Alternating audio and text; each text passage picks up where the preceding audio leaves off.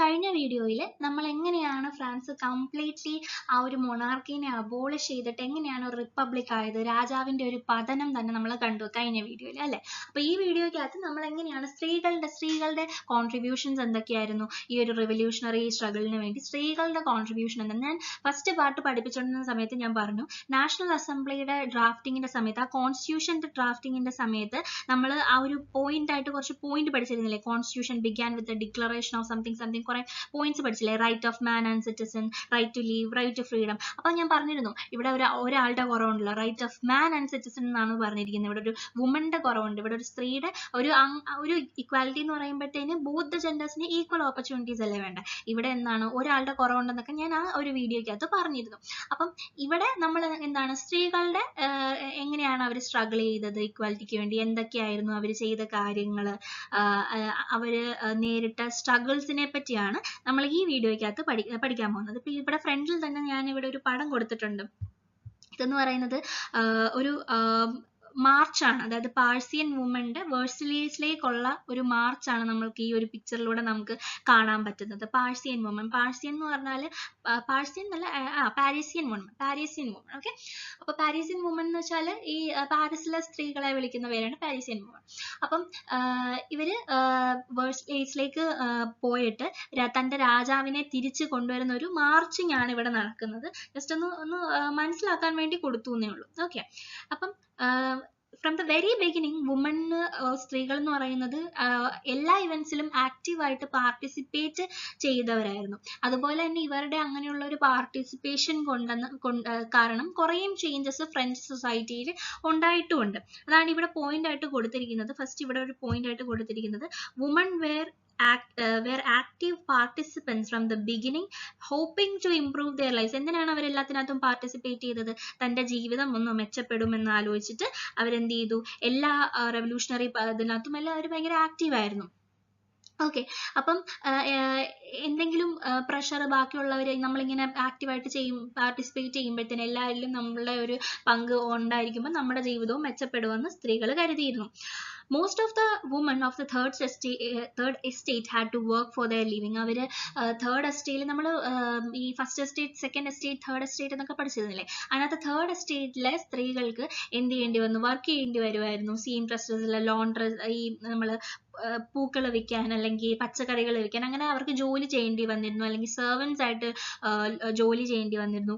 Earning lower wages than men while managing house hold and child care. അതായത് നമ്മുടെ വീട്ടിൽ ജോലിയും അതും ഇതും ഒക്കെ മാനേജ് ചെയ്തുകൊണ്ട് തന്നെ വർക്ക് ചെയ്യേണ്ടി വരുമായിരുന്നു. അതുപോലെ തന്നെ അവർക്ക് താരതമ്യേന, അതായത് as compared to men അവർക്ക് ലോവർ വേജസ് ആയിരുന്നു. ഇപ്പൊ നമ്മൾ പറയത്തില്ലേ, രണ്ടുപേരും ഈക്വൽ രീതിയിലുള്ള ജോലിയാ ചെയ്യുന്നതെന്നുണ്ടെങ്കിൽ രണ്ടുപേർക്കും ഈക്വൽ ആയിട്ടുള്ള ഒരു സാലറി അല്ലേ വേണ്ട. ഇവിടെ അങ്ങനെ ആയിരുന്നാലും ലോവർ വേജസ് ആയിരുന്നു കിട്ടിയിരുന്നത്. Okay, then most of the women did not have access to education or job training. അല്ലെ, ഒരു പഠിക്കാനോ അല്ലെങ്കിൽ ഒരു ജോലി സാധ്യതയ്ക്കുള്ള ഒന്നിനും അവർക്ക് അനുമതി ഇല്ലായിരുന്നു, അവർക്ക് അതിനുള്ള അവകാശങ്ങളില്ലായിരുന്നു. Okay, only daughters of nobles or wealthier members of the third estate could study at a convent, after which their families arranged a marriage for them. ആർക്കായിരുന്നു പഠിക്കാൻ അനുമതി ഉള്ളത്? ആർക്കായിരുന്നു? ഈ നോബിൾസ് അല്ലെങ്കിൽ അങ്ങനത്തെ ഉള്ള ആൾക്കാരില്ലേ. അപ്പൊ ഈ നോബിൾസിന്റെ ഒക്കെ വീട്ടിലെ സ്ത്രീകൾക്കൊക്കെ ആയിരുന്നു പഠിക്കാൻ അനുമതിയുള്ളത്, കോൺവെന്റിലൊക്കെ നിന്ന് പഠിക്കാൻ അനുമതിയുള്ളത്. അതുപോലെ തന്നെ അവരുടെ കേസിലാണെങ്കിൽ കൂടി മാരേജ് ഒക്കെ എന്താണ്, അവരുടെ ഫാമിലീസ് ആണ് അവർക്ക് വേണ്ടി ചൂസ് ചെയ്യുന്നത്. ഓക്കെ, ലൈക്ക് സ്വന്തമായിട്ട് ഒരു ഇഷ്ടപ്രകാരമോ അല്ലെങ്കിൽ അങ്ങനെയൊന്നും അല്ല, അങ്ങനെ ഒരു ഇക്വാലിറ്റി ഇല്ലായിരുന്നു. Okay, working woman had also to care for their families, that is cook, fetch water, queue up for bread and look after their children. Their wages were lower than those of men. ഇവിടെ മുന്നേ പറഞ്ഞിട്ടുള്ള point ഇപ്പൊ ഞാൻ വായിച്ച് explain ചെയ്യുന്നത് നിങ്ങളുടെ text ബുക്കിനകത്ത് അതേ point ആണ്. അപ്പൊ ഇത് ഐ തിങ്ക് കുറച്ചും കൂടെ യൂസ്ഫുൾ ആവും അങ്ങനെ പറഞ്ഞാൽ. Okay, in order to discuss and voice their interest, woman started their own political clubs and newspaper. അതായത് തന്റെ ഒപ്പീനിയൻസും അതുപോലെ തന്നെ തന്റെ ഇക്വാലിറ്റികൾക്കും ഒക്കെ എതിരെ ഒന്ന് വോയിസ് ഔട്ട് ചെയ്യാൻ അവർ തൻ്റെതായിട്ട് നമ്മൾ കണ്ടിരുന്നു. ഈ ജേക്കബിൻ ക്ലബ്ബ് നമ്മൾ കഴിഞ്ഞ പാട്ടിൽ പഠിച്ചില്ലേ, അതുമാതിരി ഒരു ക്ലബ്ബ് ഇവിടെയും ഫോം ചെയ്തു. അതാവുമ്പോഴത്തേന് തൻ്റെ ഒപ്പീനിയൻസും കാര്യങ്ങളൊക്കെ പറയാമെന്ന് ഓർത്തിട്ട്. Okay, the society of revolutionary and republic woman was the most famous among dum. And ഇവിടെ കൊടുത്തിട്ടുണ്ട്. ഇത് ഈ പറയുന്ന പോയിന്റ്സ് ഒക്കെ റീഡറിൽ പറയുന്നതിനനുസരിച്ച് റീഡർ ഓപ്പൺ ചെയ്ത് വെക്കുക, എന്നിട്ട് പഠിക്കുക.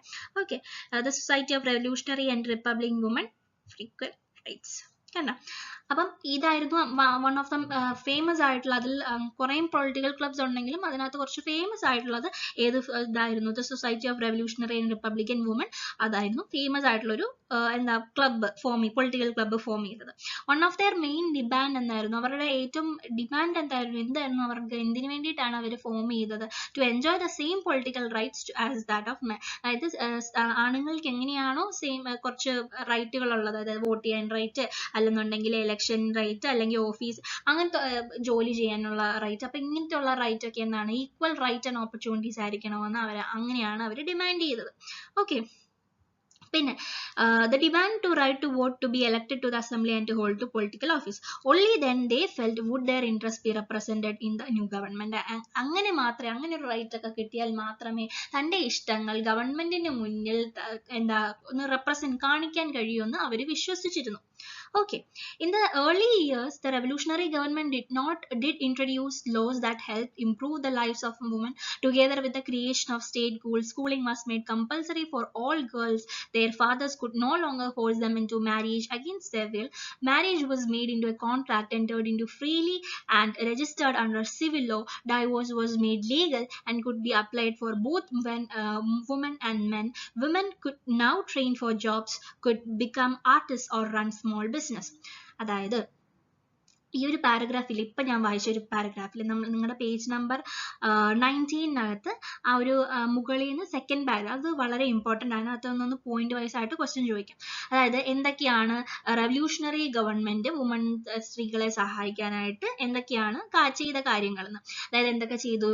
സ്റ്റേറ്റ് സ്കൂൾ എന്ന് പറഞ്ഞാൽ സ്കൂളുകൾ ഇൻട്രൊഡ്യൂസ് ചെയ്തു. അതുപോലെ തന്നെ സ്കൂളിങ് എല്ലാ കുഞ്ഞുങ്ങൾക്കും, അതായത് എല്ലാ പെൺകുട്ടികൾക്കും എന്ത് ചെയ്തു? സ്കൂളിങ് കമ്പൽസറി ആക്കി. അതുപോലെ തന്നെ ഇപ്പം അവരുടെ പേരൻസിന്, അവരുടെ ഫാദേഴ്സിനൊന്നും അവരുടെ തൻ്റെ ഇഷ്ടമില്ലാതെ എന്ത് ചെയ്ത് ഫോഴ്സ് ചെയ്ത് അവരെ ഒരു മാരേജിലേക്ക് വിടാൻ കഴിയില്ല. ഈ മാരേജ് എന്ന് പറയുന്നത് it was made into a contract entered into freely and registered under civil law അണ്ടറിൽ രജിസ്റ്റർ ചെയ്ത്, അങ്ങനെ ഒരു എന്താ പറയുക, അത് അവിടെ ഒരു ഇക്വാലിറ്റി വന്നു. മനസ്സിലായോ? അതായത് സ്വന്തം ഇഷ്ടമില്ലാതെ നടക്കാൻ കഴിയില്ല എന്നൊരു ഇത്. ഓക്കെ, പിന്നെ അതുപോലെ തന്നെ ഡൈവോഴ്സ് ലീഗലാക്കി.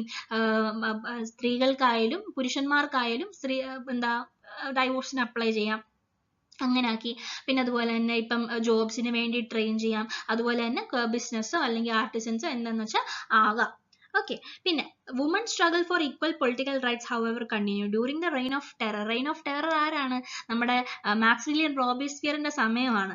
അപ്പൊ ആ സമയത്ത് കുറേ കാര്യങ്ങൾ ഞാൻ പറഞ്ഞു, ഭയങ്കര സിവിയർ പണിഷ്മെന്റ് ഒക്കെയാണ് കഴിഞ്ഞ വീഡിയോയിൽ കാണുന്നത്. കഴിഞ്ഞ വീഡിയോ കാണാത്തവരാണെങ്കിൽ അത് കണ്ടിട്ട് ഇത് കാണാൻ ശ്രമിക്കുക. ഓക്കെ, ദ ന്യൂ ഗവൺമെന്റ്, അതായത് ആ ഒരു സമയത്ത് നമ്മൾ പറഞ്ഞു കുറെ തനിക്കെതിരെ ആരാണോ നിൽക്കുന്നത് അവരെ അങ്ങ് തീർക്കുക എന്നുള്ളൊരു മൈൻഡ് സെറ്റ് ആയിരുന്നു ആർക്ക്? മാക്സിമിലിയൻ റോബേസ്പിയറിന്. അപ്പൊ പുള്ളിക്കാരൻ എന്ത് ചെയ്തു? കുറേ വുമന്റെ ക്ലബ്ബൊക്കെ ഉള്ളത് അതൊന്നും വേണ്ട, അതൊക്കെ അടച്ചു പൂട്ടി എല്ലാ പൊളിറ്റിക്കൽ ആക്ടിവിറ്റീസിനെയും ബാൻ ചെയ്തു. Many prominent women were arrested and number of them were executed.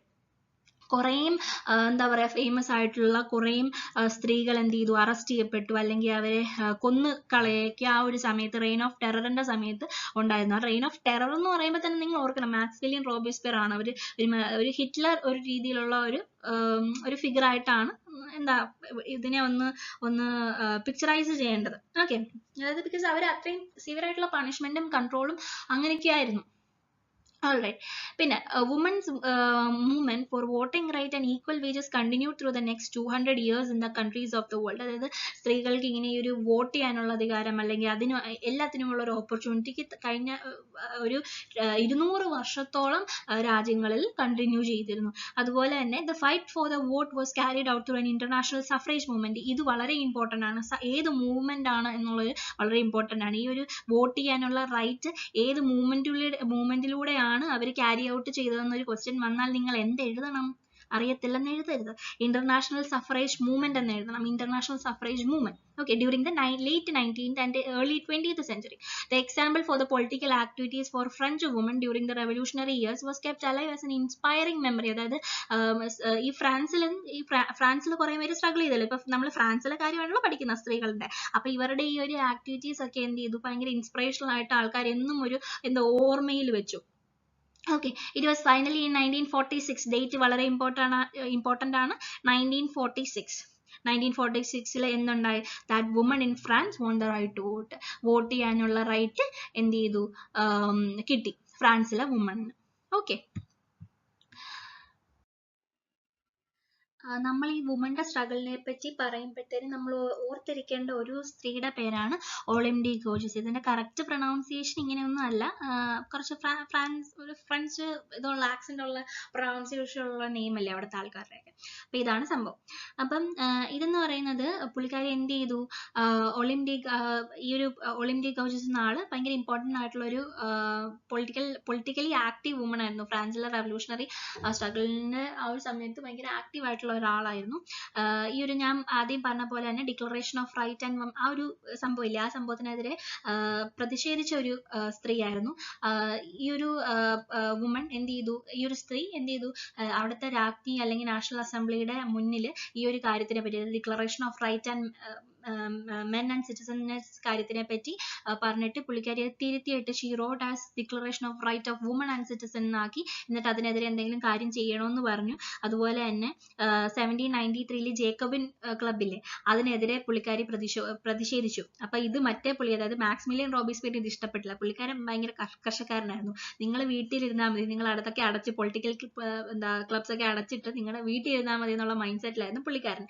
അപ്പൊ എന്ത് ചെയ്തു, ഇതൊന്നും ഇഷ്ടപ്പെട്ടില്ല ആർക്ക്, ഒളിംപി ഗോർജസിന്. അപ്പൊ പുള്ളിക്കാരി അതിനെതിരെ പ്രതിഷേധിച്ചു. ഇത് ചെയ്യുന്ന ശരിയല്ല, എന്തിനാണ് പൊളിറ്റിക്കൽ ക്ലബ്ബൊക്കെ, ഞങ്ങളുടെ പൊളിറ്റിക്കൽ ക്ലബ്ബ് അടച്ചത് എന്നൊക്കെ പറഞ്ഞ് പുള്ളിക്കാരി അതിനെ ചോദ്യം ചെയ്തു. ചോദ്യം ചെയ്യത്തപ്പോ എന്ത് പറ്റി, പുള്ളിക്കാരിയെ പിടിച്ച് ജയിലിൽ ഇട്ടു. ഓഫ് കോഴ്സ്, അതായത് മാക്സിമിലിയൻ റോബിസ്പിയർ അങ്ങനെ ഇതാണല്ലോ, വെട്ടൊന്ന് മുറി രണ്ട്, എനിക്കെതിരെ വന്നോ ഞാൻ തട്ടിക്കളയും അമ്മാതിരിയാണ്. അപ്പൊ പുള്ളിക്കാരൻ ജയിലിൽ ഇട്ടു.